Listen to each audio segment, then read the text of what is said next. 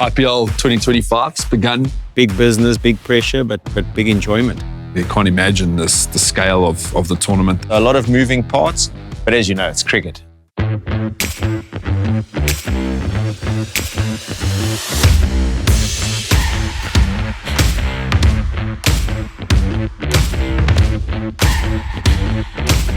think it's going to be an interesting first part to the season.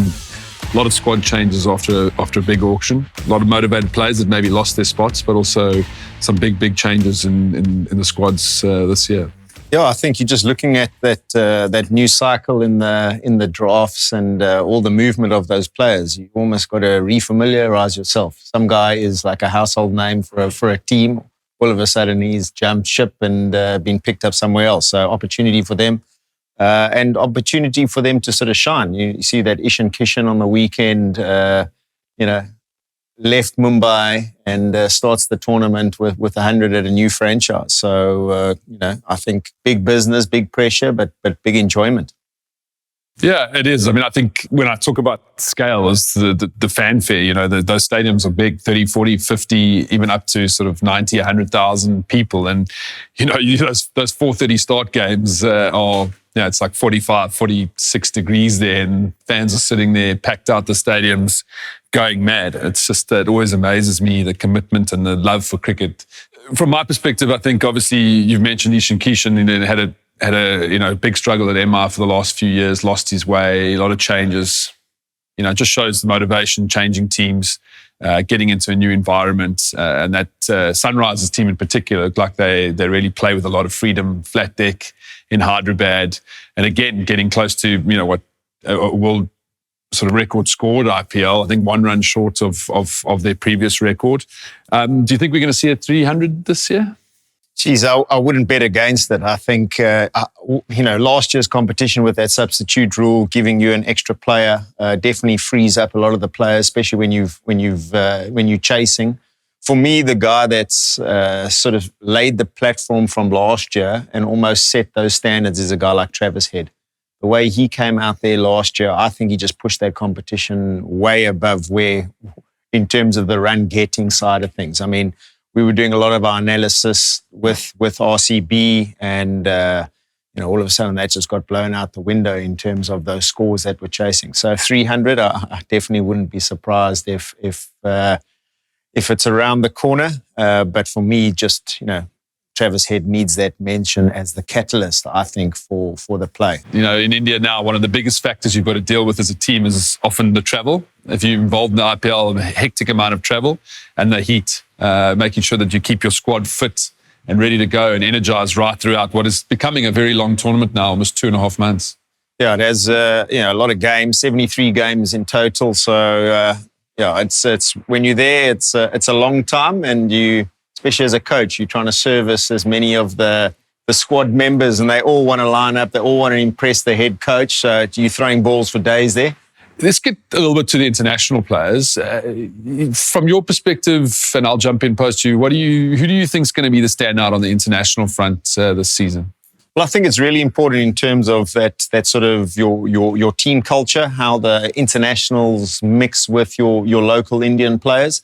I think sort of that's obviously your coach's job and the captain's job to sort of make sure that you find an identity. I think you just got to set up your side. You've got to look at your sort of your Indian base, where you're lacking, sort of where you want to fill those gaps. And I think I don't like a team that's got overseas heavy batting. I think RCB have recruited really, really well this year.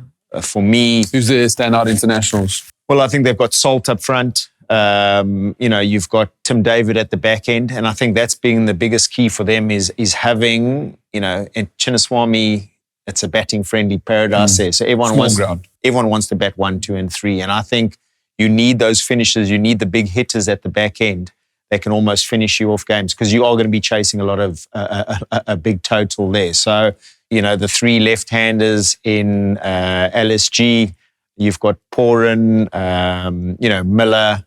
You've got the 2 right-handers. Markram's found a new home there. He's moved across from Sunrisers. So a lot of moving parts.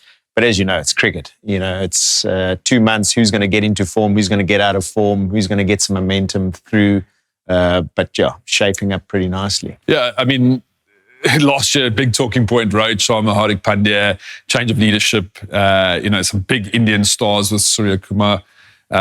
Also for them, I guess, a big loss is the injury to Bumrah again. That's a massive impact player for them, and they need to get him back into that lineup.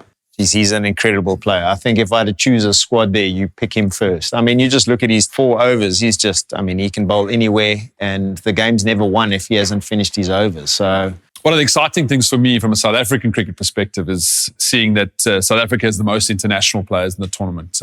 17 players, I think it is now. And outside our kind of really experienced superstar players that have played for South Africa for a long time, we're starting to see an emergence of a kind of tier below players that are still finding their feet, making their way in the IPL. And that's exciting for South African cricket.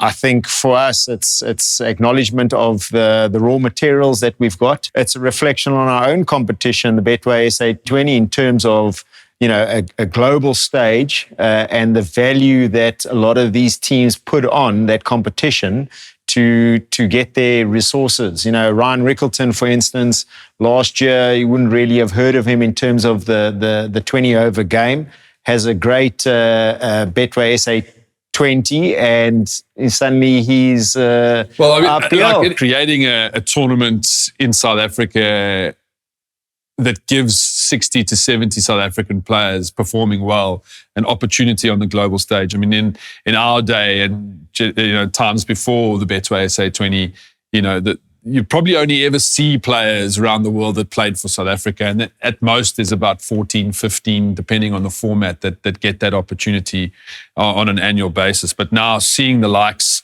of some key players that you've already mentioned, and let's maybe dive into them. I mean, a youngster just finished school, like Mapaka, had huge exposure early in his career, and now he's getting an opportunity in the IPL.